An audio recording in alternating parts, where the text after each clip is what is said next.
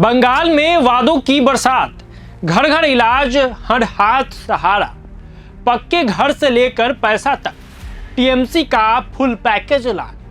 महिलाओं युवाओं पर बड़ा दाव, सीधे खाते में जाएगा पैसा। चुनाव से पहले बड़े वादे, क्या जनता करेगी भरोसा?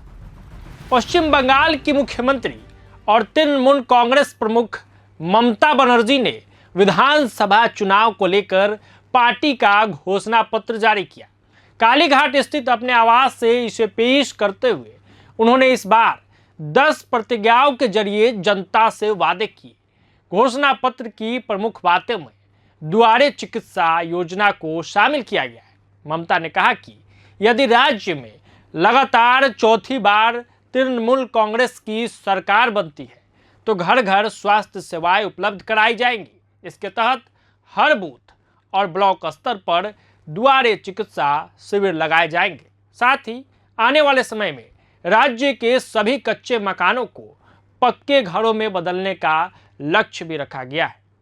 इसके अलावा ममता बनर्जी ने अगले 1 से 2 वर्ष के भीतर हर घर तक पाइपलाइन के जरिए पानी पहुंचाने की बात कही।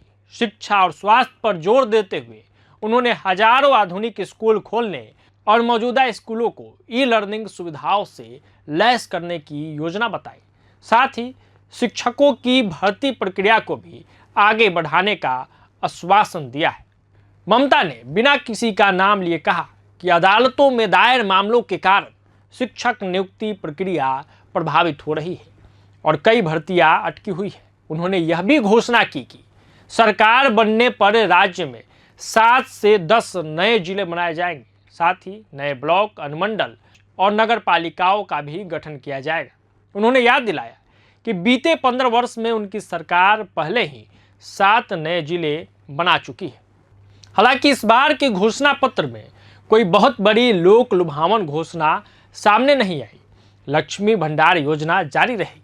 महिलाओं के लिए चलाई जा रही लक्ष्मी भंडार योजना को लेकर ममता ने साफ किया कि इसे किसी भी स्थिति में बंद नहीं किया जाएगा। उन्होंने बताया कि हाल ही में इस योजना के तहत मिलने वाली राशि में 500 रुपये की बढ़ोतरी की गई है। अब सामान्य वर्ग की महिलाओं को 1500 रुपये और SC/ST वर्ग की महिलाओं को 1700 रुपये प्रति माह दिए जा रहे हैं।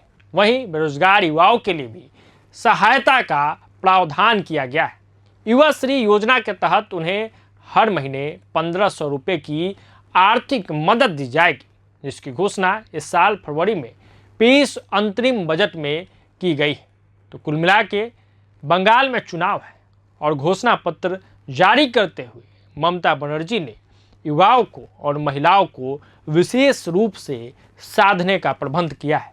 क्योंकि एक बड़ा वोट बैंक जो है, एक जो बड़ा वर्ग है वो महिलाओं का है और युवाओं का है। तो ऐसी स्थिति में दोनों को टारगेट करते हुए घोषणा पत्र में विशेष रूप से तवज्जो दिया गया है। साथ ही हर घर पानी पहुंचाने की भी व्यवस्था की गई है। ऐसी स्थिति में लगातार बंगाल चुनाव को लेकर सियासी बवाल भी मचा हुआ है।